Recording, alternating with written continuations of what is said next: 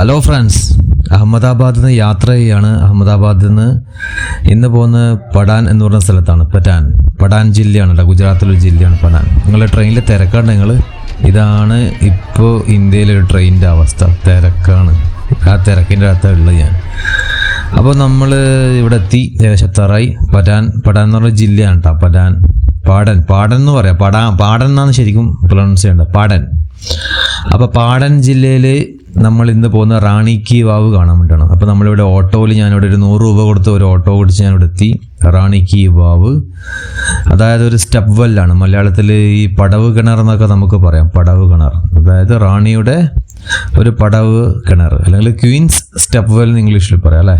Queen's step well. ഇത് വളരെ മനോഹരമായ സ്ഥലമാണ്. നല്ല പൂന്തോട്ടം, ഗാർഡനിങ് ചെയ്തൊക്കെ നല്ല അടിപൊളി മരങ്ങളൊക്കെ വെച്ച വളരെ പീസ്ഫുള്ളായ സ്ഥലമാണ് ഇത്. എവിടെയാണ് ഒരു സ്റ്റെപ്പ് വെൽ, അതായത് പടവ് കിണറുണ്ട്. ഇതിൻ്റെ പ്രത്യേകതകളാണ് നമ്മളിന്ന് പറയുന്നത്. അപ്പോൾ ടിക്കറ്റ് ഞാൻ ഓൺലൈനായിട്ട് ടിക്കറ്റ് എടുത്തു. അവരുടെ സൈറ്റിൽ പോയി എടുക്കണം. ചെറിയ പൈസയേ ഉള്ളൂ, 40-50 രൂപയുള്ളൂ. So I am moving there. ഞാൻ അങ്ങോട്ട് പോവാണ്. ഞാൻ പറഞ്ഞില്ല, ഇവിടെ നല്ല മനോഹരമായ സ്ഥലം, ഒരു പാർക്ക് പോലെ, നല്ലൊരു ഉദ്യാനം പോലെ എടുത്ത് വെച്ചിട്ടുണ്ട്. കുറച്ച് നടന്നാൽ നമുക്ക് കാണാൻ പറ്റും റാണി കി വാവ്. അതിൻ്റെ ചരിത്രത്തിലേക്ക് നമുക്ക് പോവാം. അപ്പോൾ നിങ്ങൾ ഇത് എൻജോയ് ചെയ്യാം. ഓക്കെ, ടിക്കറ്റ് ഞാൻ പറഞ്ഞില്ല, ടിക്കറ്റ് ഓൺലൈനായിട്ടാണ് നമ്മൾ ടിക്കറ്റ് എടുക്കേണ്ടത്. ഇവിടെ കോപ്പി സ്കാൻ ചെയ്താൽ അവരുടെ സൈറ്റിൽ പോയിട്ട് നമുക്ക് എന്ത് ചെയ്യാം, ഓൺലൈൻ പേയ്മെൻറ്റ് ചെയ്യാം. ഒരു 40-50 രൂപ മാത്രം കൊടുത്താൽ മതി. അത്രേ ഉള്ളൂ, ചെറിയ ചാർജ് മാത്രമേ ഉള്ളൂ. ഓക്കെ,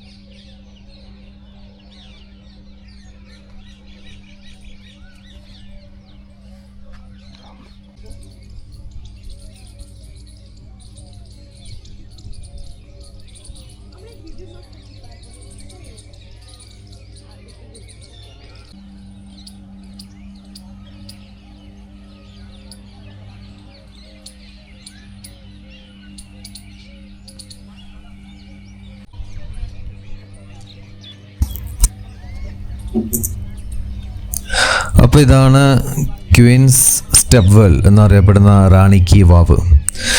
ഇത് യുനെസ്കോ ഇതിനെ വേൾഡ് ഹെറിറ്റേജ് സൈറ്റിൽ ഉൾപ്പെടുത്തിയതാണ് കേട്ടോ. വളരെ മനോഹരമായ സ്ഥലമാണ്. ഞാൻ നോക്കുമ്പം ഇതിൻ്റെ ഫൗണ്ടേഷൻ ഏകദേശം 1080 1080 എന്ന് പറയുമ്പോൾ നിങ്ങൾ ആലോചിക്കുക എപ്പോഴാണ്, ഇത് 2000 ഏകദേശം ഇതേപോലെ ഒരു 900 വർഷങ്ങൾക്ക് മുമ്പ്, അല്ലെങ്കിൽ 1980-20 20 നമുക്ക് പറയാം. ഒരു 1000 വർഷങ്ങളായി ഇത് നിർമ്മിക്കപ്പെട്ടതെന്ന് തോന്നുന്നു. ഇത് നോക്കുമ്പോൾ സോളങ്കി രാജവംശം എന്നാണ് പറയുന്നത്. പണ്ട് ഇവിടെ ഉണ്ടായ സോളങ്കി രാജവംശത്തിലെ ആ സമയത്ത് ഉണ്ടാക്കിയപ്പെട്ടാണെന്നാണ് പറയുന്നത്. പിന്നെ അവിടുത്തെ രാജ്ഞി, അദ്ദേഹത്തിൻ്റെ രാജ്ഞി, ഭർത്താവ് മരണപ്പെട്ടപ്പോൾ ആ ഭർത്താവിൻ്റെ സ്മരണാർത്ഥമായി നിർമ്മിക്കപ്പെട്ടതാണെന്നും പറയുന്നു. ഇവിടെ ഓരോരോ ഇങ്ങനത്തെ കുറ്റികൾ, പില്ലർ, ചെറിയ ചെറിയ കുറ്റികൾ കാണാം. അതിനൊക്കെ ഡിസൈനും കാര്യങ്ങളൊക്കെ ഉണ്ട് കേട്ടോ. നമ്മൾ ചുമരിൽ നോക്കുകയാണെങ്കിൽ ചുമരിൽ മൃഗങ്ങളുടെയും ദേവീ ദേവന്മാരുടെയും അപ്സരസുകളുടെ നർത്തകികളുടെ ഇവരുടെ ഒരുപാട് ശില്പങ്ങൾ കൊത്തിവെച്ചിട്ടുണ്ട്. കൊത്തുപണികളൊക്കെ ഒരുപാടുണ്ട്. അത് വളരെ വളരെ സങ്കീർണമായ, it's a very complicated deep വെല്ലാണ്. ശരിക്കും പറഞ്ഞാൽ ഒരു 7 നില കെട്ടിടം ഒരു കിണറ പോലെ ഉള്ളിലേക്ക്, ഭൂമിൻ്റെ അടിയിലേക്ക് കുഴിച്ചെടുത്ത് മുകളിലോട്ടേക്ക് വന്നാൽ എങ്ങനെ ഉണ്ടാവും, അതേപോലെയാണിത്. നമ്മൾ താഴോട്ട് ഇറങ്ങിയാണ്, പക്ഷേ ഇന്ന് ശരിക്കും പറഞ്ഞാൽ നമ്മളൊരു താഴോട്ട് ഇറങ്ങി നമ്മളെ മുകളിലോട്ട് നോക്കുമ്പോൾ ഒരു 7-8 നില ബിൽഡിങ്ങിൻ്റെ അത്രയും ഉയരമുണ്ടാവും. അതിനെ താഴോട്ടേക്ക് ഇറക്കി വെച്ചതാണെന്ന് നമുക്ക് തോന്നും. അത് ചുമരുകളിൽ നോക്കുകയാണെങ്കിൽ കല്ലുകളൊക്കെ ഉണ്ടെങ്കിൽ കല്ലുകൾക്ക് കൊത്തുപണികളൊക്കെ ഉണ്ടാ, ഒരുപാട് വർഷങ്ങൾക്ക് മുമ്പേ ചെയ്തതാണ് ഇതെല്ലാം. 1098 എന്ന് പറയുമ്പോൾ എത്രയായി, ഏകദേശം 900 വർഷങ്ങൾക്ക് മുമ്പ്. എൻ്റെ അമ്മ, 1000-ത്തിനടുത്തായി വർഷം പഴക്കം.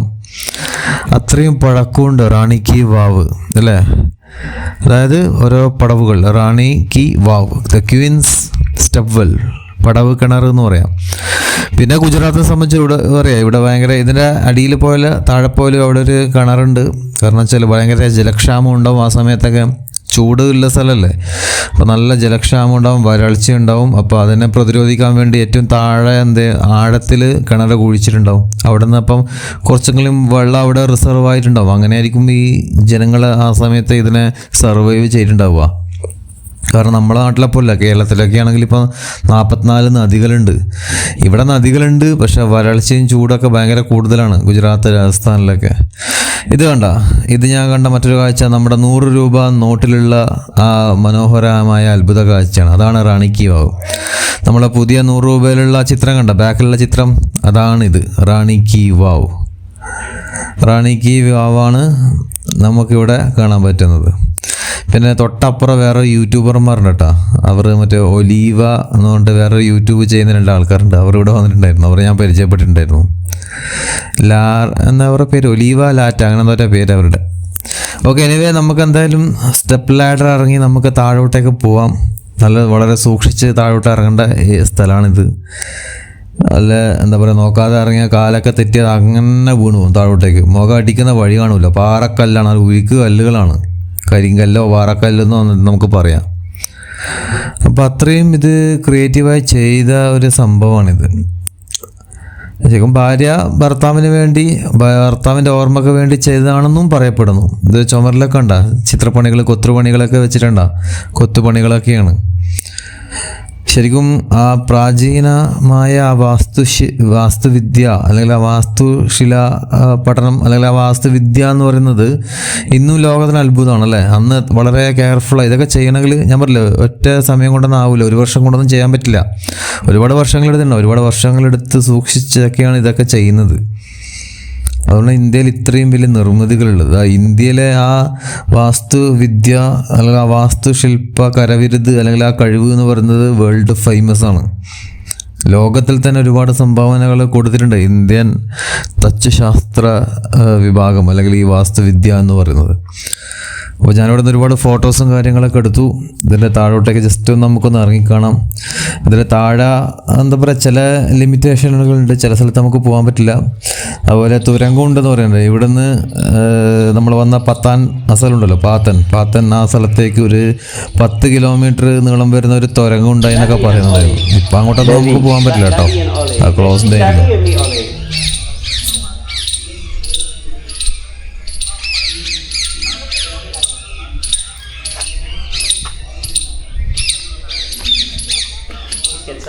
Let's get the B-roll.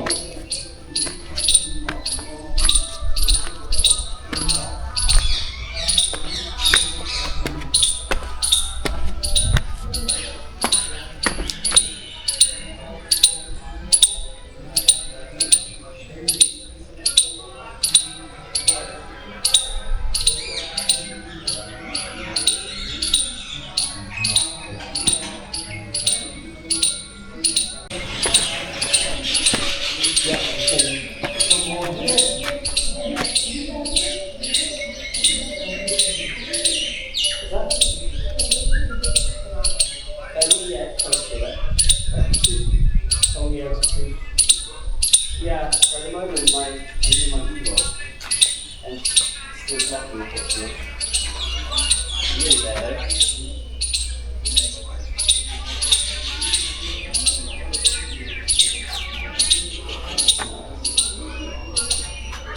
Yeah, that looks pretty good kind of stuff.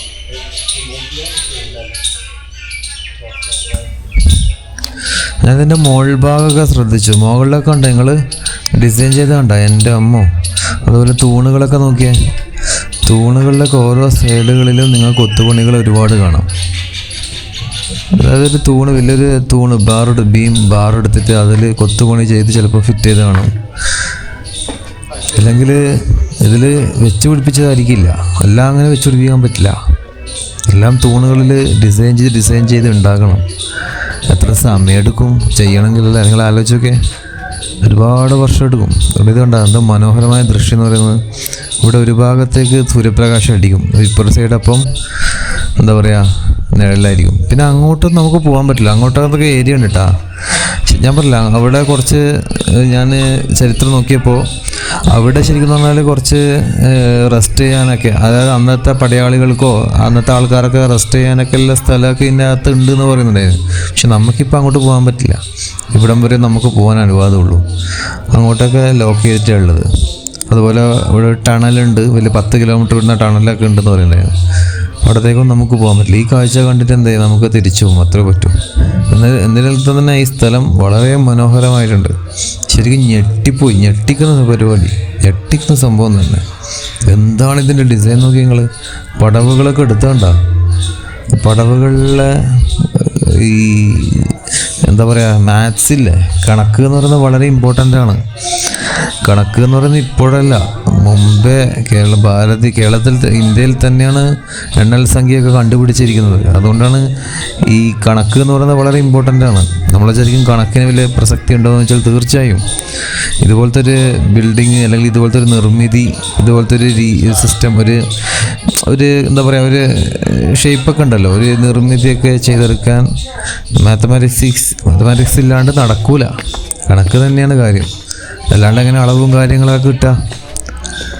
ഇതിൽ മനോഹരമായത് കണ്ടോ, ദേവീദേവന്മാരുടെയും നർത്തകന്മാരുടെയും അന്നത്തെ മൃഗങ്ങളുടെയും പല ഫോട്ടോസുകൾ നമുക്ക് കാണാൻ പറ്റും. ആഘോഷങ്ങളുടെയും ഫോട്ടോസ്, ഉത്സവങ്ങളുടെയും ആഘോഷങ്ങളുടെയൊക്കെ ഫോട്ടോസൊക്കെയാണ്. ഇത് ഞാൻ പറഞ്ഞില്ലേ, പതാൻ എന്ന് പറഞ്ഞ ജില്ലയിലാണ്. പതാൻ അത് അഹമ്മദാബാദിൽ നിന്ന് കുറച്ച് വരാനുണ്ട്, 2 മണിക്കൂറുണ്ട് തോന്നുന്നു. പതാൻ ജില്ലയിൽ വന്നിട്ട് അവിടെ നിന്ന് ഒരു ഓട്ടോയോ ടാക്സിയോ പിടിച്ച് നമുക്ക് വരാം. വണ്ടി ഉണ്ടെങ്കിൽ നേരെ ഡ്രൈവ് ചെയ്തിട്ടും വരാം. ഈ സ്ഥലം ഒരിക്കലും നിങ്ങളെ നിരാശപ്പെടുത്തില്ല, അത്രയും സൂപ്പറാണ്.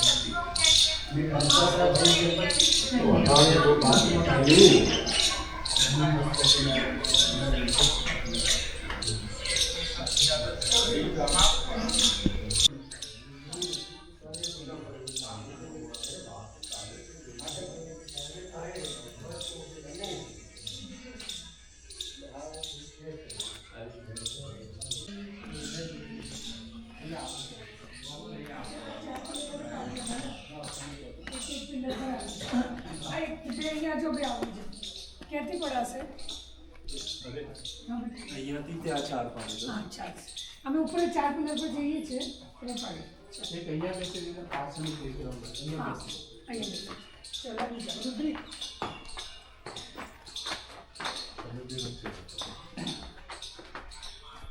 કોણ છે? દાવાના ઋતુને સૂર્ય ઋતુ સૂકેલા അപ്പോൾ നമ്മളിതിൻ്റെ ഏറ്റവും താഴത്തെ ഭാഗത്തെത്തി കേട്ടോ. താഴത്തെത്തി കുറച്ച് ടൂറിസ്റ്റുകളുണ്ട്. ഇവിടെയാണ് വെൽ വരുന്നത്, അതായത് കിണർ വരുന്നത്. ഇവിടെ ഒരു ബൗണ്ടറിയൊക്കെ കെട്ടി വെച്ചിട്ടുണ്ട്.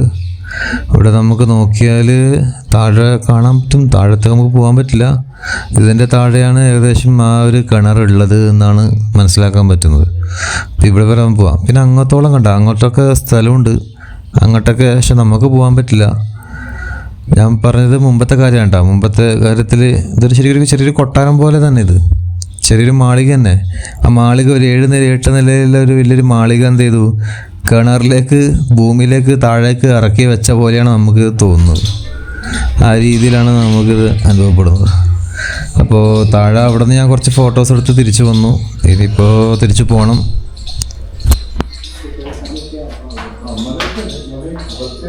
सोलो पैनोरमा पा गया वो बच्चे ऊपर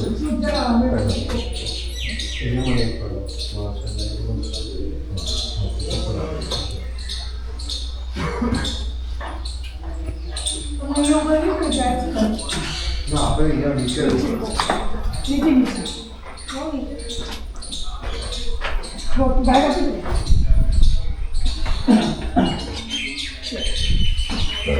અહીંયા અનુભવ કરું કે हमारे घर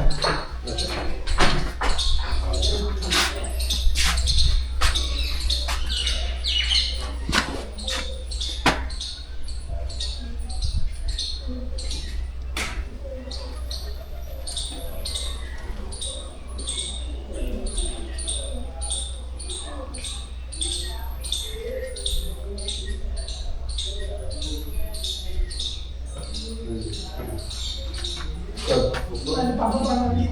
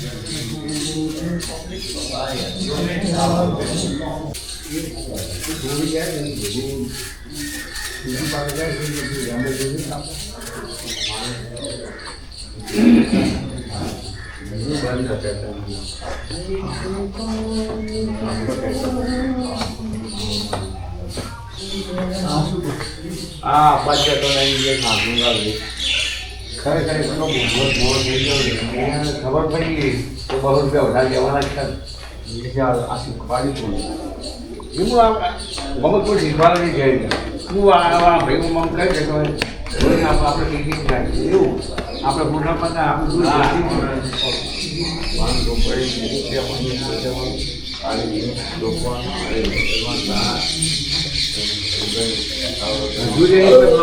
ફોટા પાડે એ પૂરા કરતું નહીં જો એ મોબાઈલ હતો ને ભયંકર મોબાઈલ એ ફોટા આપણે પાયા એ વિચાર કરી જાય વખત તો પડ્યો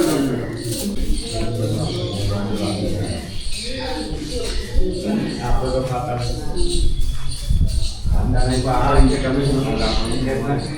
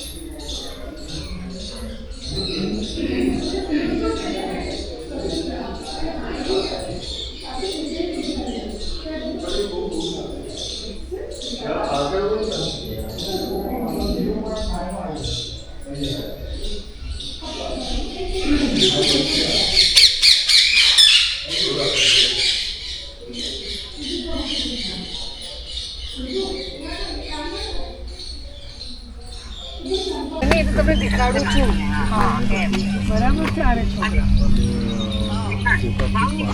હરી હરી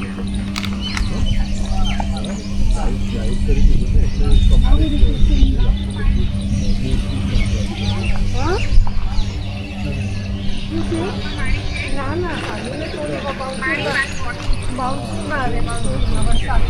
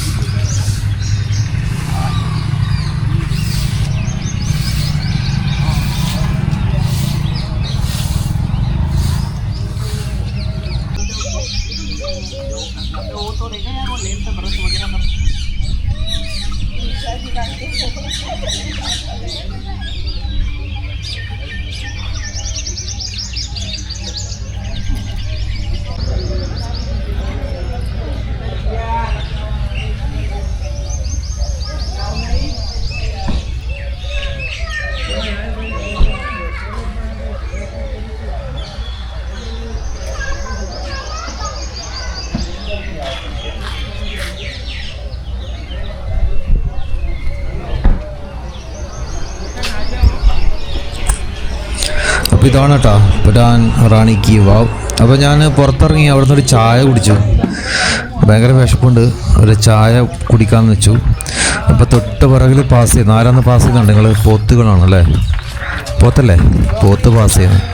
ഇത് ശരിക്കും പറഞ്ഞാൽ എവിടെ നിന്ന് പറയും, നമ്മുടെ ഗുജറാത്തിൻ്റെ നോർത്ത് സൈഡിലാണ് ഇപ്പോൾ ഉള്ളത്.